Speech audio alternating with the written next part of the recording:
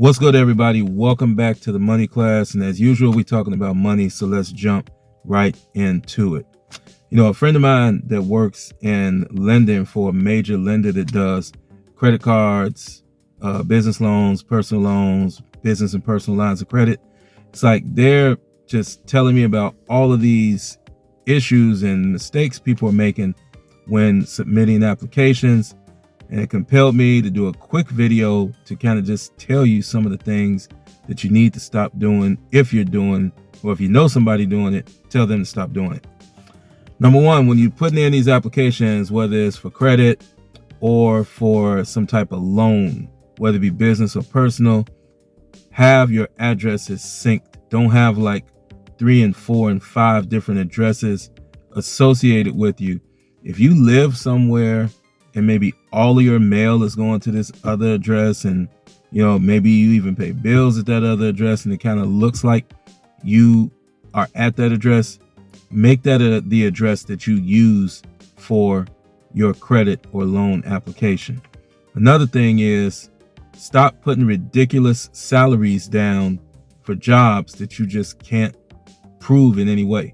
If you have a job that typically has a salary of $50,000 or $60,000 a year, don't put down that you make $280,000. It's only going to raise the antennas of the underwriter and get you flagged for more information and make your underwriting more stringent. This is a very, very big one. The documentation that you submit is not private once you submit it to a lender. I know you think it's your personal documents, but it is not. Many times they will ask for proof of residency beyond your photo ID. And this is usually to try and prove that this is your actual residential address. So most times they won't take junk mail. They usually want some type of actual, utility bill or something like that. Okay, so if it's a place that you own, when I say own, a place that you own, I recommend just submitting a mortgage statement. But if they want like electricity or gas or water bill or something like that, please stop submitting documentation with past due balances. It's a terrible look when you're submitting this to the underwriter. And I've even had my friend tell me that one person even submitted a eviction notice as proof of their residency. Remember, you want to paint yourself in the most positive light when you are applying for any kind of funding. So sync up those addresses.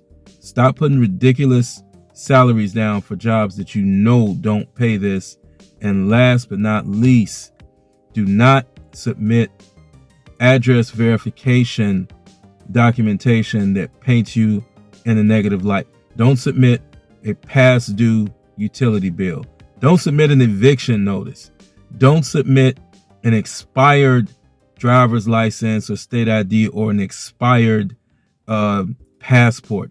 Make sure that all your ducks are in a row, and this will give you a better shot at getting your application past the underwriter and getting it to the funding phase.